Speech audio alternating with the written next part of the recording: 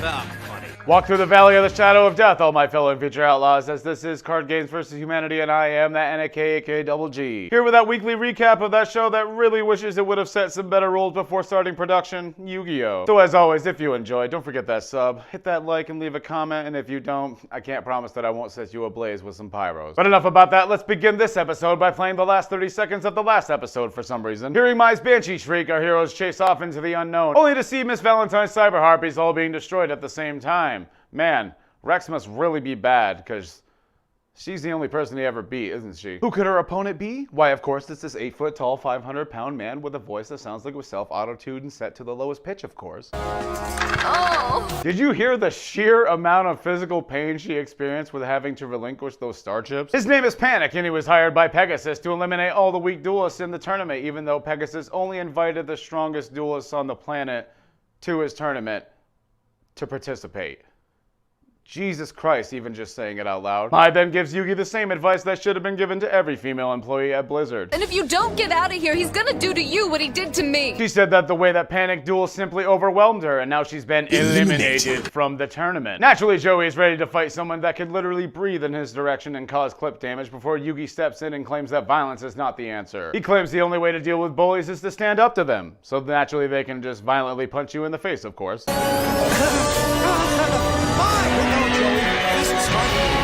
What the hell were those voice clips playing during that transformation scene?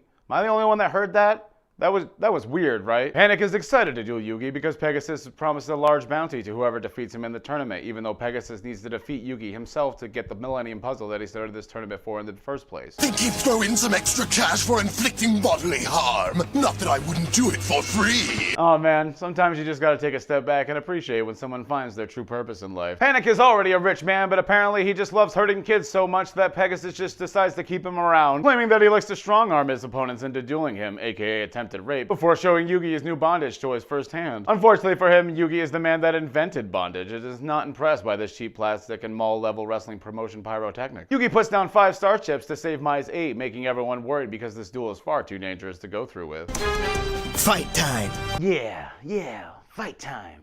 My friend might die, but it's fight time. I'm Joey Wheeler. Panik begins the duel by summoning the Castle of Dark Illusions, covering the arena in a thick layer of darkness, as well as covering the viewer's experience in an ironic twist of 6 and 9 at the end of these attack values. You know, it was already bad enough when the field power bonus would end at a number like 35, but this is just a whole new level of tomfoolery. Setting the monster, then monologuing for about a full fucking hour, talking about how hard it will be to defeat as Yugi just sets the Celtic Guardian to defense mode as a response. This apparently was a bad move because Panik counters with a cheap budget animation monster and kills it instantly. Yugi is getting flustered on only turn 2 because for some reason he can't defeat a monster with 2509 defense, even though he's already taken out multiple monsters with over 3000. Summoning the Wind Guardian Fortress, Dragon of the Fortress in defense mode and passing his turn to Panik, who just summons another cheap budget animation monster and then doesn't attack for some reason. You never really get a reason why he doesn't attack, he just decides to start talking again. Like, a lot. Man, he just talks a lot in this episode. Like, I think a full 6 to 7 minutes of this episode went to just his dialogue. But what if I attack the darkness itself? Okay. I know most of you may think that attacking the moon is a bigger bullshit move than this, than just like shooting the field. But consider the fact that he would have had to have a monster capable of shooting some sort of fireball or light force attack to hit the ground with in the first place. This is just... Really? Panik destroys the Wind Guardian of the Fortress, finally inflicting 394 points of damage to Yugi's life points, as well as inflicting 7,000 points of damage to my OCD levels. The night has eyes. Well, good thing I wear these.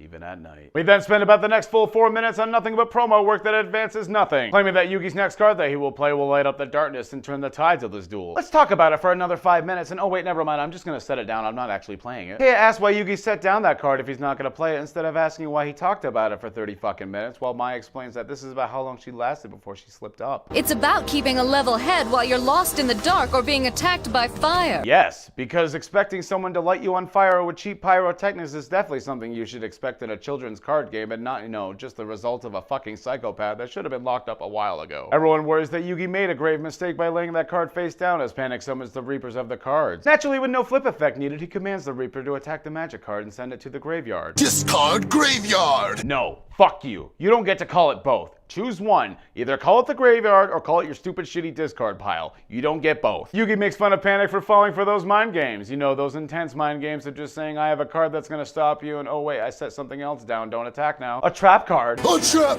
card! Yes, a trap card. The spellbinding circle snares the Reaper in its grasp, stopping it from attacking, even though it doesn't negate effects and actually wouldn't have done this at all. There's just so many little things wrong here. Just so many. Yugi sets down 2 more magic cards because apparently that's how we get our epic ending to the end of this episode.